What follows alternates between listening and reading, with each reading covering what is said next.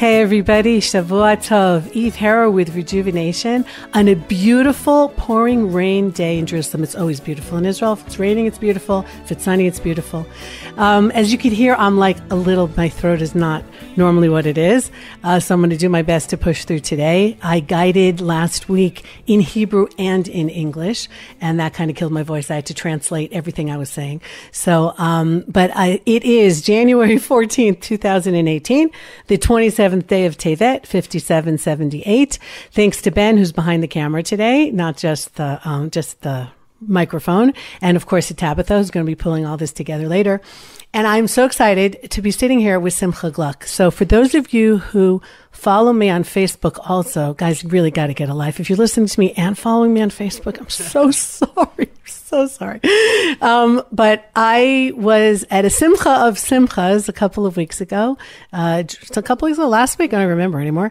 A joyous occasion, and posted an interview that we had done a few years ago, because you have your third son now, which is just amazing, a brit, but it wasn't so easy to get to. So for those of you who are interested, Simcha gave me what I can only describe as a very raw interview a couple of years ago about how it wasn't so easy to bring those children into the world. So if you want to hear that, that's just an incredible interview. So I want to thank you for that.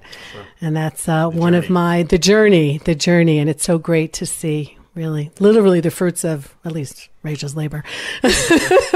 But we're here today on a totally different topic, because in addition to Dad, there are a couple other things you do in your probably not very much spare time now. Founder and trainer of Fresh Biz, author, new book. Let's show the new book. Can you see this? Is this on camera? New book, which is really the reason that I asked you to join me here today. So first of all, it's great to see you again. Thanks, you too. All right, so tell us a little bit about what's going on with you. Yeah, sure. Okay, I'm going to hold it a lot closer. How about that? Yeah. Good. What do you want to talk about first? Well, I'd like to talk about the book. Okay. Some of my listeners may remember that I've interviewed more than once Aaron Arielavi about that whole idea of the sabbatical year and economy, and how the Torah is much more than just, and I hate using the word just in any conjunction having to do with the Torah, but in addition to being the moral code and all those other things that we know it is in the stories of the forefathers and the lessons that they give us, there are lessons in there for very modern life. So he was talking about the economy and sabbatical year and stretching out people's work life. But you also, this is something that is very big with you in terms of entrepreneurship and how people can roll with it and the lessons that we learn in the Torah. So maybe we'll start off with that. Can you give us an example of something in the Torah that you saw was like a business lesson? Is there anything like that? Yeah, there's a lot of things like that. Okay. For starters, I just want to say the new Entrepreneurz came out a couple years ago. Our new book is actually going to be called Entrepreneurship in the Torah, and that's going to come out in about 12 months. And that's definitely what we're talking about here. A lot of the stuff that we do in general is we do, entrepreneurial training, focusing on how we can think new ideas and fresh approaches to everything we do. And the premise is just simple. The premise is business is a game. And if business is a game, meaning it wasn't created by God, okay? So we create it as people. If it's a game, then what kind of game are we playing? So the idea is how do we play a smarter, better, faster game nowadays in a world where basically collaboration is the new competition? So how do we do that? What does it look like? That's interesting. Collaboration is the new competition. Yeah. How explain that. Sure. So the entire context of within which the world is happening today is in the context of what's called the new shared economy. The new shared economy is the place where it's possible for companies to become multi-billion-dollar companies in 5 years or less. And you look at WeWork, and you look at Uber, and you look at Airbnb. You look at this idea where they just view the entire playground of the world as the potential to connect the dots and collect the dots of what they call human capital and just make big moves happen. So WeWork, for example, used to be that each person would have to have their own little office space with their own little employees and their own little world. And it's actually, what they found is it's not very smart when it comes to resources. It creates little solitudes, little tiny silos. So the idea of, let's say, being part of a massive shared workspace and being with other like-minded entrepreneurial ventures or spirited people creates a whole lot more than just the sum of its parts. It's like it's huge. The idea of Airbnb, where they own 0 properties, right, but they just bridge people that own properties with people who are looking to stay indoors, and that's their whole business model. It's lean, it's light, it's fluid, it's awesome.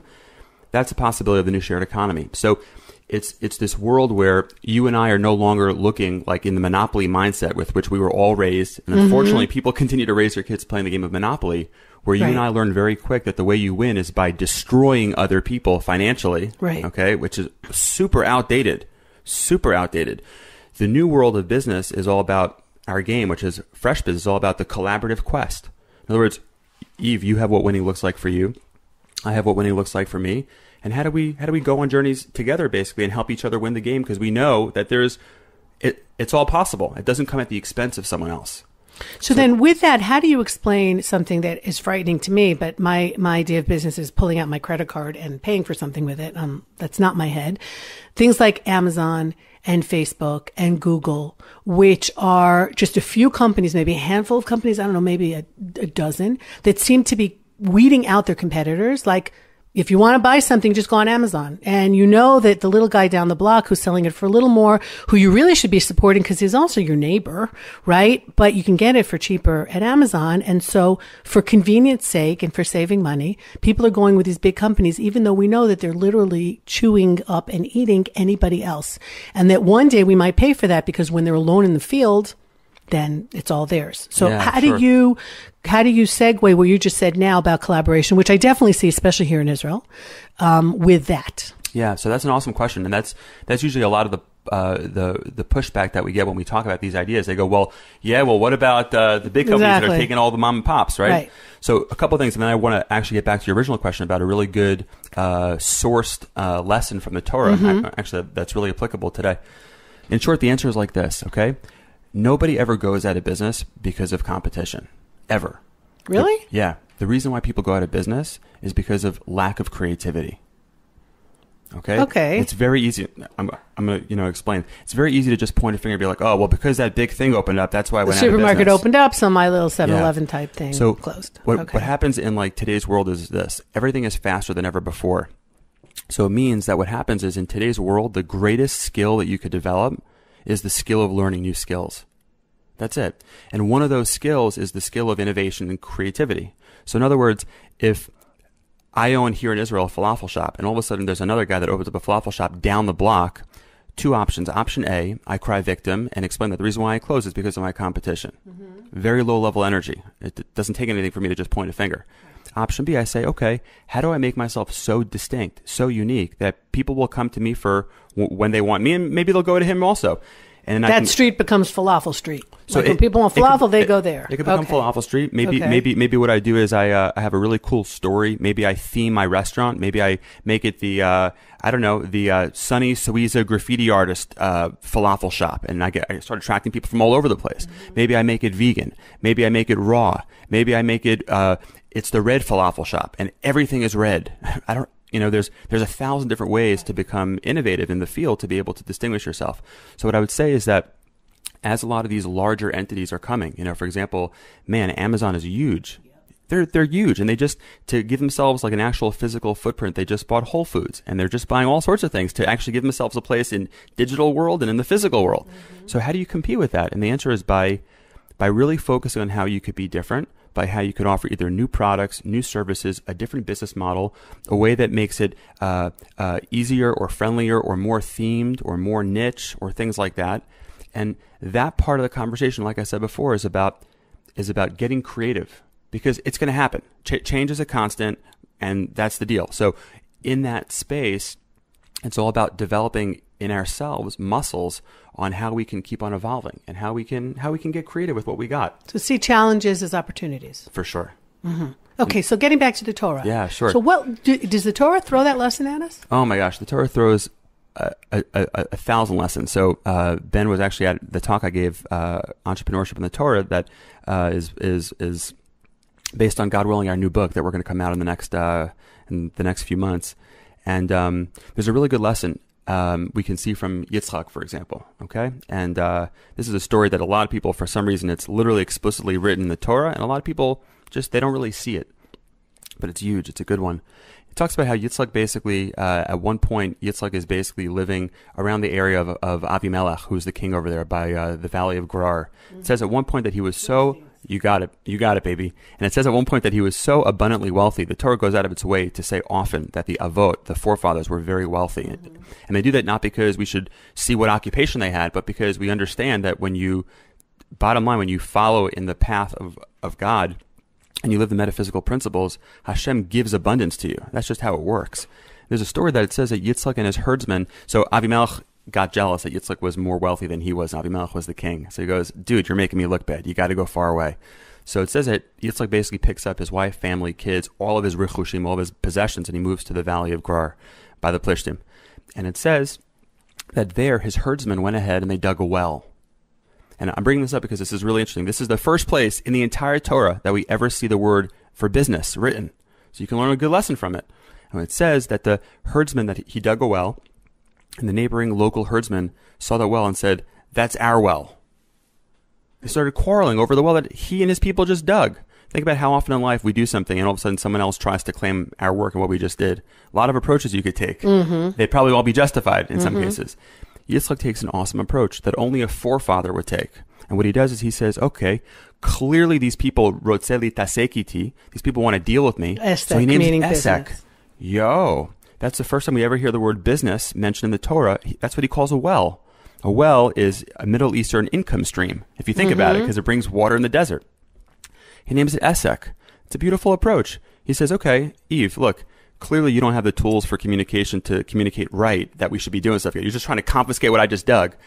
But you want to have a partnership in this? We're going to set up a partnership. I love you, brother. We're going to go do this. Esek. Your well, my well, we'll take water together. He figures that he's walking the high road, right? Guess what happens? He digs a second well. And they quarreled with him again. That's our well. What a horrible approach. They're taking like the monopoly approach. That's it. It's like a zero sum. Mm-hmm. My well, your well. Why can't we both have it, right? They quarrel again. So you know what he does?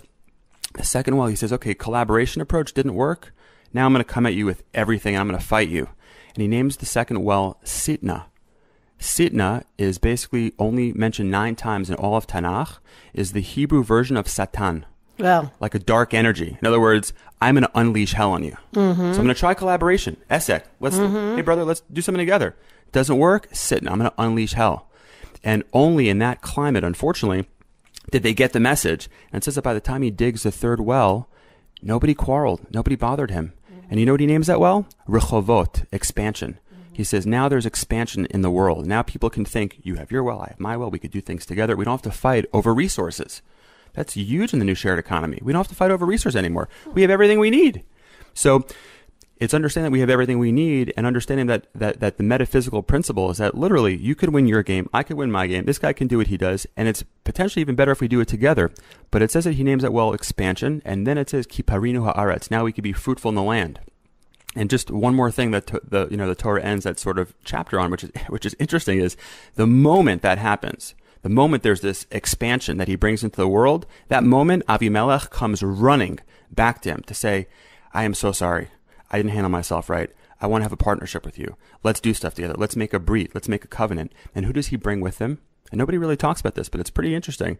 It says in the Torah that he brings general pichol. Well, if I want to say double in Hebrew, I say pi shtayim. I want to say triple, I say pi shalosh. General pichol times everything, times infinity.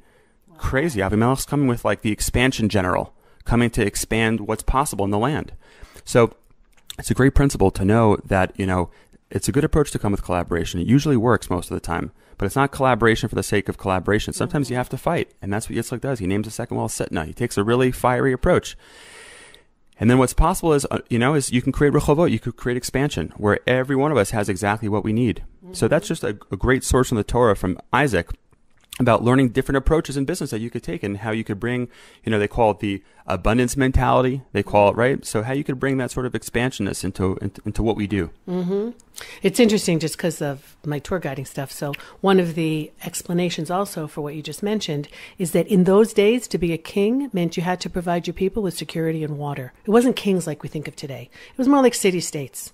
Okay? So having a hold on the water and being able to provide your own people with water was huge, which is something that we see today also. That message totally resonates today because Israel and the entire Middle East, everything that's falling apart in the Middle East outside of Israel is either lack of security or lack of water, drought, and lack of food.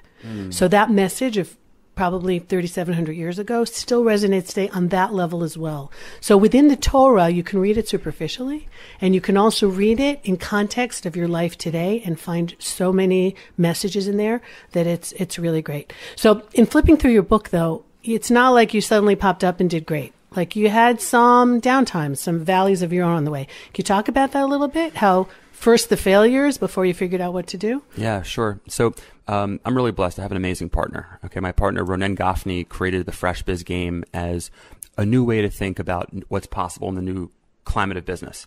And, to be honest, this was 7 years ago. 7 years ago, nobody was really talking about entrepreneurship. That was still like a fancy French word. I mean, really. Mm-hmm. And what's been happening is just the whole world of startups and ecosystems and accelerators and incubators, and then companies saying, oh my God, we got to tap the passion that comes from that world and bring it into our employees so we can hopefully generate entrepreneurial employees, which is also really important, right?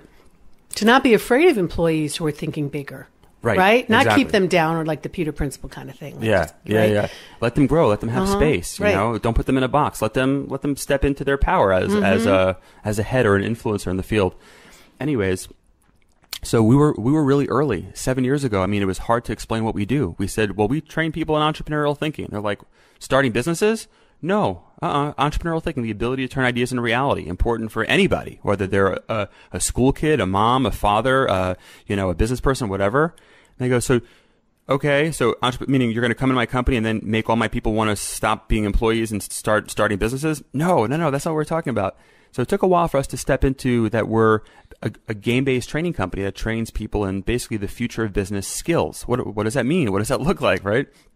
And so we were really early, and it took us a while to figure that out. And along the way, thankfully, we had a lot of success stories because people would come to the workshops that we were running, and they would go through a game experience, and then we would, of course, break down the insights of what just happened from playing our game. It's a simulation, so you could really see, there's a famous expression in the world of self-development, which is how you do anything is how you do everything.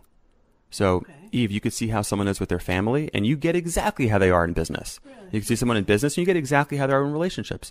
So in the context of a simulation, you could watch how someone thinks about money or partnerships or taking risk, and you go, got it. That's it. And people see it.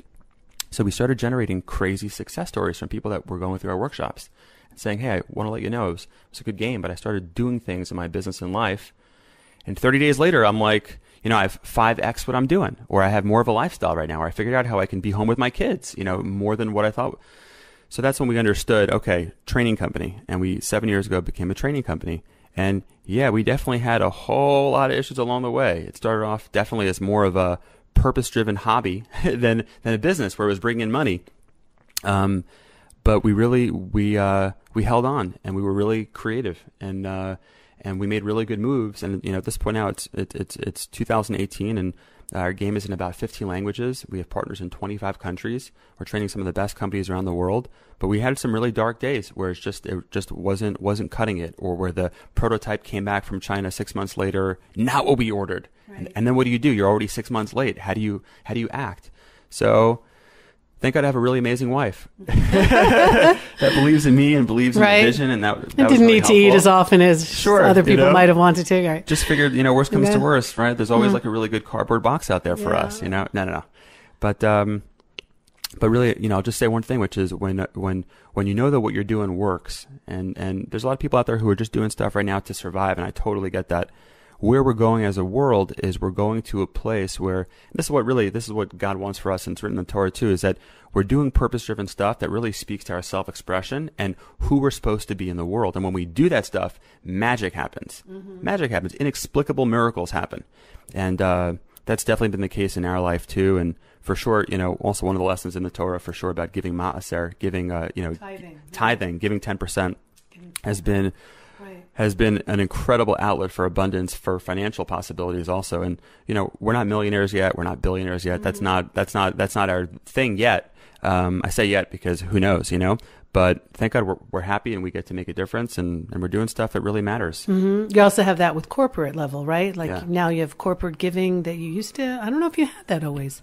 Well, different corporations take on projects or try and give to the needy in their community or whatever it is. Well, that's definitely happening a lot more right now. And it's happening from a more pure place, I'd like to believe. In other words, it used to be that it would come from a PR place. other words, we're going to destroy rainforests and or tax write-offs. We're going to destroy rainforests and pillage villages, but we donate X percentage to help women in Uganda. You're like, well, that's really nice, but can we just do the women part in Uganda without like destroying all of our natural resources? But now really it goes back to what we were saying before about the new shared economy is people have this feeling that where they want to be global, but they also want to be local, right? There's a word now called globalization. It's like the combination of both. And it's interesting. You know, one of the principles in our book is called win to the win power thinking. Okay. And win to the win power thinking is how does every single person win in every dimension of their life? In other words, win-lose is old school, right? Because it's a one-time deal. In other words, who wants to be screwed again, right? So win-lose is just, it's very short term. We got to a place where it was win-win was exciting. Whoa, you win, Eve, and I win. High five. The entire world loses outside of this boardroom, but at least win-win over here. Right. But that's too, so win to the win power is how do we get, you know, Israel winning? How do we get us winning? How do we get our families winning? How do we win in the money game? We also win in the values game. We also, and as we start thinking about these things, our brain goes to work to actually create new solutions on a multidimensional level that wind up yielding bigger results. Anyways. Wow, that is amazing. So where do you see Israel fitting into this? Israel as a country, the ideas here. People talk a lot about, the startup nation, the idea of the army and the collaboration of the army and the high tech, which incidentally, and I've spoken about this on the show before, I think is totally a Hashem thing, that he brought his people back to a country with no natural resources, at least that we knew of at the time, right? Except what's between our ears and a desire to succeed and to win, but not versus anyone else's losses. And I'm not going to politics here because for me, it's like really clear that this was not to hurt anybody else, but we needed to survive. And so there's a lot about Israel now that I find is really like a God moment, that there's a lot of things that we're doing now, not just for ourselves, but for the world. When we came home and it all clicked together, the people, the Torah, and the land, outrageous things are happening. So do you see that you're here now in terms of your own like personal background and how you got here? How do you see that in the bigger picture also of being in Israel? Could you do this not in Israel? Maybe that's where I'm trying to go. Yeah. Okay. Is there an energy that you're getting from this place? Oh my gosh. So first of all, there were a bunch of questions there. Yes, and we'll get to them. And we'll get to them. I tend to do that. No, it's great. I get enthusiastic too. A few things. I just actually had my 11-year Aliyah anniversary. Wow. And to be here 11 years and learn Hebrew and learn the language and the culture and stuff, I mean, it's amazing. And could we do what we do not here in Israel? Probably, but it wouldn't be at the same high level vibration or energy that we do it over here. And for some people who are very like science-based or very, not science-based because vibrational energy is also science, but for people who are very like, well, what does that actually mean? It's hard to articulate the inexplicable, but I will tell you exactly, which is biblically, now we just there's an energy in the land of Israel. I mean, Yerushalayim is Yerushalayim. Jerusalem is Jerusalem. We can't make something else Jerusalem just because we declare it so. There's an energy. There's a longitudinal, latitudinal point on the map on physical Earth that has all sorts of associated powers to it. So I believe that there's a tremendous amount of energy that we get over here. You know, very often I'll have this idea come into my head that's such a huge idea, and I'm just like, oh my God, you are awesome. I look up, right. Wow, what a big download I have, you know? And I'll share a download that I got. And I don't really get these downloads when I'm in other places necessarily. I'm more in the do mode. I'm more like in action based on the divine inspiration I got when I was here, right. You know? So there's definitely a really high level energy that comes at least as a thinker and as a writer and as a creative that comes into me here that doesn't come in anywhere else, you know? Also, you know, my grandparents were 7 generations of Yerushalmis, of Jerusalem. Oh, really? Wow. So there's like in my soul, I'm right. A Jerusalemite soul. You know, there's a lot here for me. But I guess going back to the book Startup Nation is amazing. It really gives all the external reasons why Israel is how it is. It makes sense. It's a great argument. It makes sense on a lot of levels. What it doesn't do, which is interesting, is it specifically leaves apart the metaphysical aspect of this is what the Am Segula looks like. This is what the chosen nation looks like when they're in the land of Israel. And I don't mean chosen versus unchosen. I mean we're just chosen to hang out with God and be his ambassadors. Mm-hmm. So you better believe that if we're God's ambassadors, God's awesome. So we're going to look pretty awesome too. In the embassy, just to pull that out. Yeah, sure. Ambassadors belong in the embassy, yeah. Sure. That's a big move, by the way. That has a lot of incredible implications, by the way. And, you know, as much as people want to bust chops about it, that's a really divine message. But that's what I would say. I feel like this. We talk about a light into the nations, and that could be an agricultural light into the nations, right? That could be a pharmaceutical light into the nations. I feel like part of what we do with Fresh Biz and the new entrepreneurs is bringing an entrepreneurial light into the nations, getting people to a place where it's just like, look, we can do it. We could bond together as Team Human, sourcing incredible divine inspiration from the land of Israel, but as opposed to trying to exploit, which people have done for thousands of years, coming from a place of just love and wanting to give and wanting to mentor and wanting to share. Right? There's like a joke, light into the nation. So you could be a light into the nation and then try and sell people the light and make a really good profit. Or you could be a light into the nation and say, hey, we have so much light coming in here. Let's teach you. Let's give new methods for innovation. So I believe it's that concept.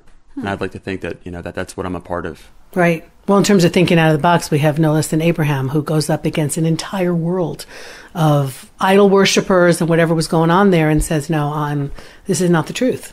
And I'm going a different way. Yeah. I don't think we appreciate enough the kind of thinker that he was to return. I'm going to say specifically return to monotheism, because it's clear that at some point along the way, Adam and Eve, however you want to roll with that, knew that there was just so obvious that there was only one God, and somehow we got away from that, and that he brings the world back to that. That message to Abraham was a deep message, which was, you have to let go of your limiting beliefs to accept the unimaginable of what's possible. You have to let go you have to let go of all those old paradigms of your identity to be able to take on something huge. And he didn't know where he was going.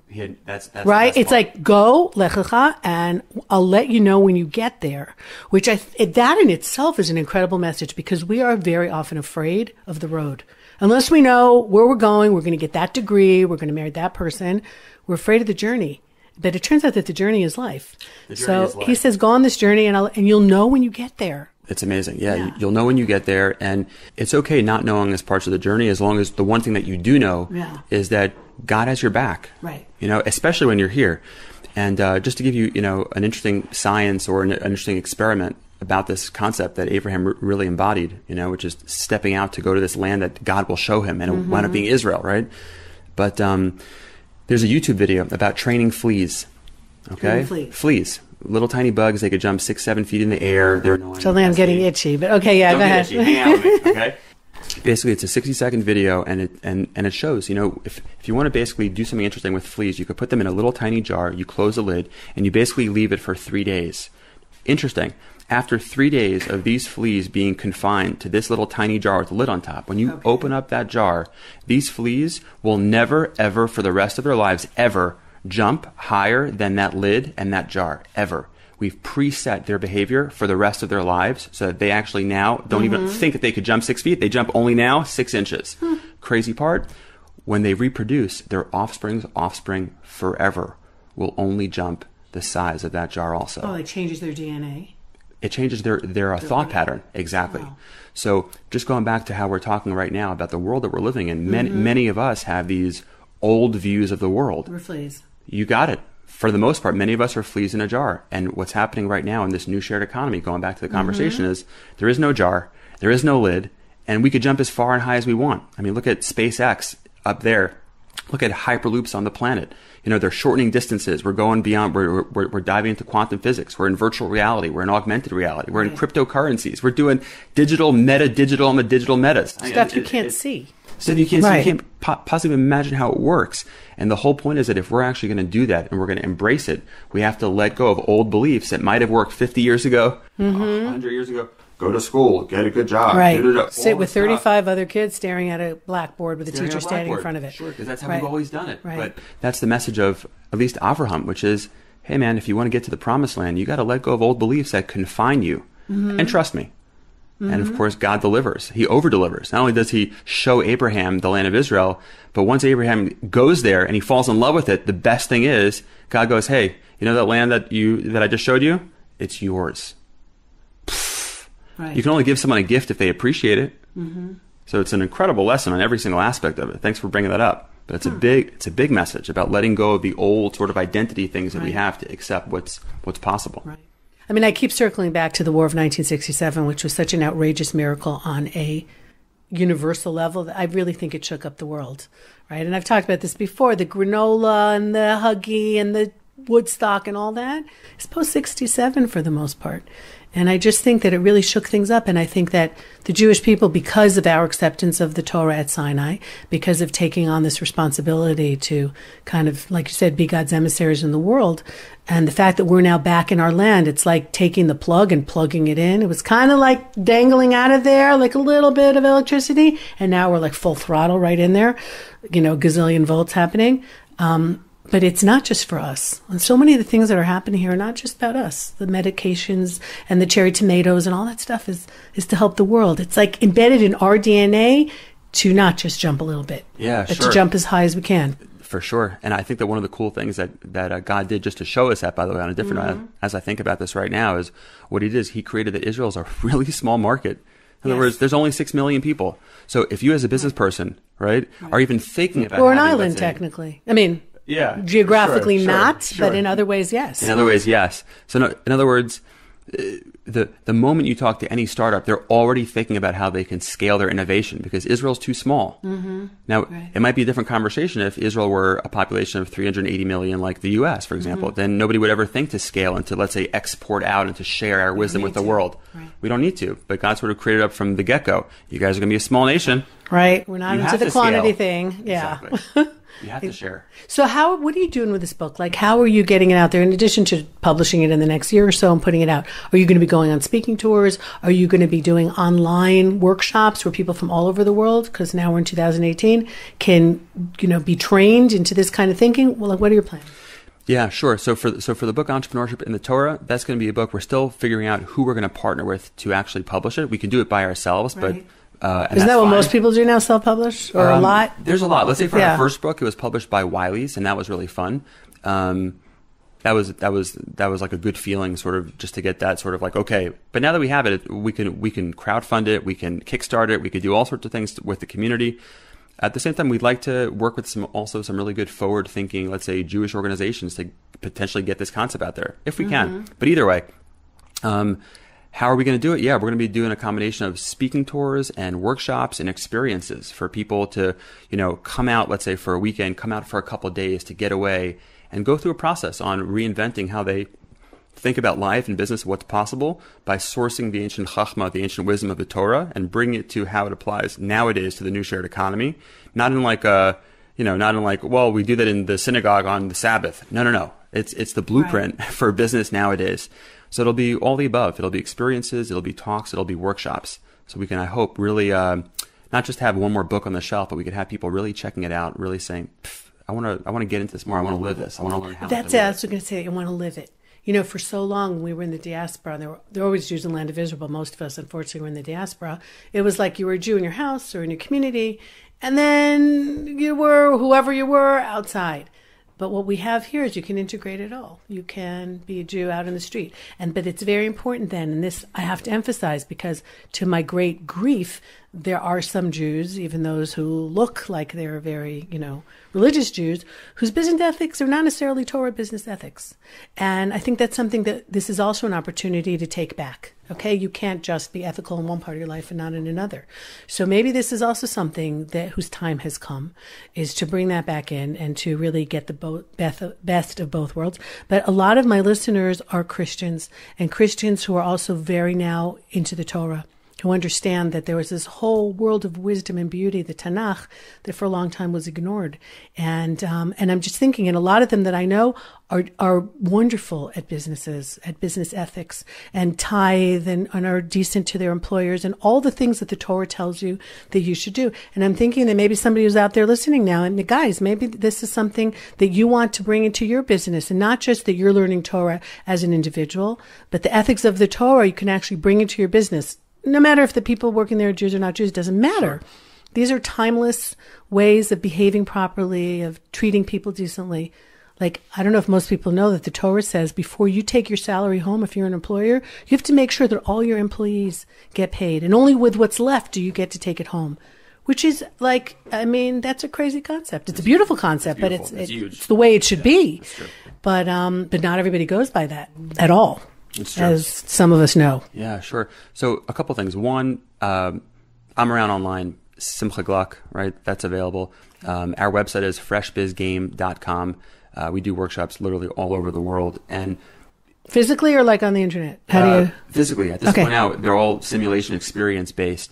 We have an online course out there. We're going to be coming out with more videos and more training. I'm actually part of a really good group of educators working on a really high level Jewish wisdom based thinking applied to different aspects of life. So there's a bunch of online courses that we're going to be creating over the next 6 to 12 months.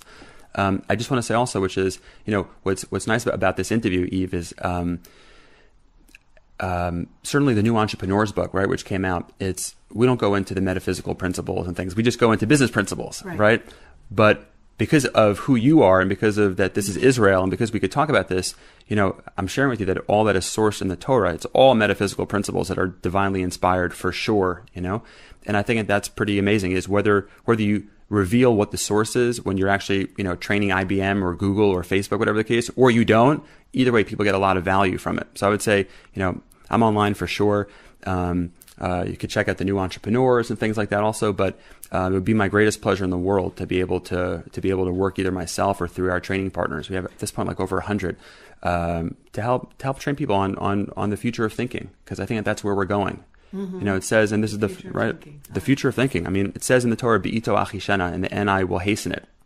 The redemption, right? The geula, the great. What's next? Okay, in the end I'm going to hasten it.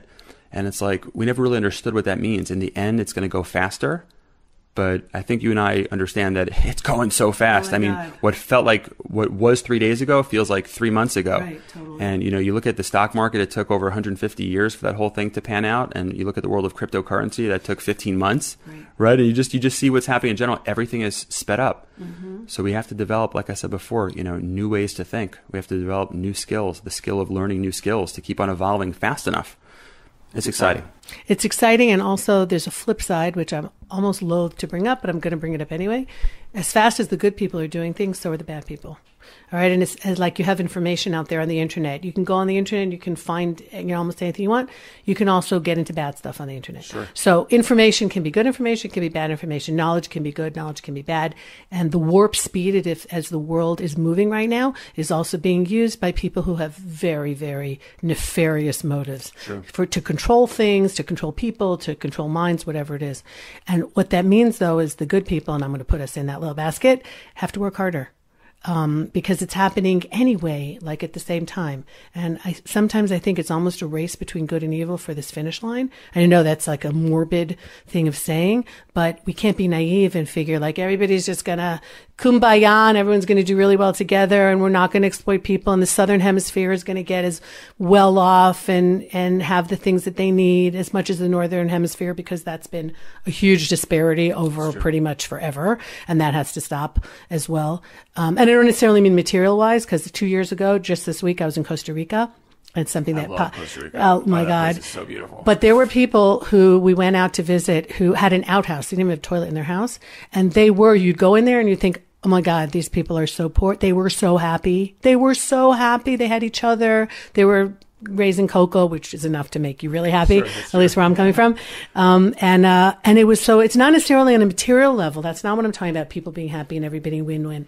Everybody's just like feeling whatever it is that they need, their health, most importantly, they have. And they have the ability to get that. So that's really where we're going to. And also understanding that God is rocking it and he is with us. And, but that other stuff. Things. Okay. So look, it's there. I'm with you. It's definitely there. I'm not so naive or so gullible to think that that's not happening. It is happening. Matter of fact, it takes the Jewish mind, which is Israel, for example, to understand that it's happening. And that's why Israel's been in cybersecurity for years now, because we understand if we're going to go digital and have websites, vulnerable. We need They're to vulnerable. Protect those websites. I think 20% of cybersecurity is coming out of Israel now. That's the last data I read. Oh, I'm shocked that it's only 20%. Oh, really? Okay. Yeah, sure. But the other 50% they're not even talking about. So, sure, okay. Right, sure. Okay. But that's definitely there. Also, I just want people to know, which is, you're right, there is evil that's using technology to go faster also, for sure. That's out there. I think that one of the things that I hope, or that I rely and I count on, is the fact that God's there with the good part. In other words, God's going to give his divine influence to the good things that are happening. And hopefully what that looks like is hopefully really, that will outshine the darkness. And we'll go ahead and we'll thwart a lot of the darkness. It's there. It's out there. It's happening. We see all the people that are joining ISIS from all over the place digitally through untraceable messaging. But I mean, all the footprints are out there, and it's just a matter of having the chachma to put it together and to be, but it's out there, But I firmly believe, and I know you do too, that God wants us to do something. Yeah, he's not just, okay, sit around and if I want to, pull you out on time, I will. Sure. No, this is a collaboration with God. For sure. And that's why I think really, again, going back to it, I mean, there's such divine influence that happens here, specifically in the land of Israel. It's not just a cool term. It's a place. It's a place. It's physical. It's metaphysical. It's above and beyond what we can really articulate, because this is it from the get-go. From the get-go, this is the place. So you can explain it's because of the army, it's because of this, it's because you could say whatever it is. Okay, it's the perfect storm of something that led to this culmination, right? But either way, it's beautiful, and the miracles are just, oh my gosh, it's unbelievable. Miracles that allow me to have a family, right, or to have a business, or to keep on growing. It's just, where does that stuff come from? Where do good ideas come from? It's not us, right? So there's a lot here, and that's why it's been a gift to be here. It is, and that's why I encourage everybody to come here, because just a few weeks ago I was with it was a group of Hispanic leaders, and I was meeting with them about something, and one of them, I don't know where she was from, not Jewish, and she told me she wasn't even particularly religious, but she goes, there's something going on here. I can't put my finger on it. I've never felt like this anywhere else. For her first time in Israel, and I said, yeah, it's the God thing. She goes, I guess, because I can't. And it was just this random conversation we were having over breakfast. So, wow. You can't, with all that we think we know, there's a lot more that we don't know. You just have to feel it. Not everything has to be practical. That's some true. Some of the best stuff isn't practical. Yeah, exactly. That's what we feel here. All right. So people can get in touch with you. You said you have a website. One more time. Yeah, sure. Our website is freshbizgame.com. B-I-Z? B-I-Z. Okay. And our book, The New Entrepreneurz, with a Z. Ta-da. Why with a Z? A couple of reasons. Because one is with the Z from Fresh Biz and The New Entrepreneurz, with the Z at the end, it goes together. But because we also wanted there to be a distinction between the new entrepreneurs, people that are just starting businesses for the sake of making as much money as possible and destroying people, maybe, to the new entrepreneurs, which is a more conscious, more mindful, win-to-the-wind power-based approach to business. I'm doing this so that my family can win and your family can win. We can really bring our countries forward and our business forward. In other words, the new entrepreneurs open businesses for self-expression and creativity, not just to make money. That's like an old school approach. We do this just to make money. Don't do anything just to make money. There's a billion ways to just make money. Nowadays, let your soul sing. So it's we wanted to distinguish between like just entrepreneurs starting businesses, which is great for the economy, but in terms of for the soul of the world, the new entrepreneurs do it with a more mindful approach to really be able to impact. I don't want to say that money is not important. Money is how people can continue doing what they do, right? So it's got to be thought of for sure from the get-go also. But it's not just the only reason why we do stuff. It's funny that you say that about money, because that's something I think something of Christianity that crept into Judaism to some degree, is they have to be ashamed if you have money. And that if you're getting charity and if you're worried every day about putting food on the table, you can't really accomplish anything else in your life because you're just so worried about scrabbling just to exist. Okay. But when you are able to earn an honest living, and the question is why you have the money. You have the money just to have the money and have private planes or whatever, or you have the money in order to be able to give charity, in order to be able to educate your kids to the highest level, and to be able to help others, then that's the reason to have it. And Judaism is very straight about that. It's not a wonderful thing to be poor. And, and sometimes I think that's people are ashamed of that. No.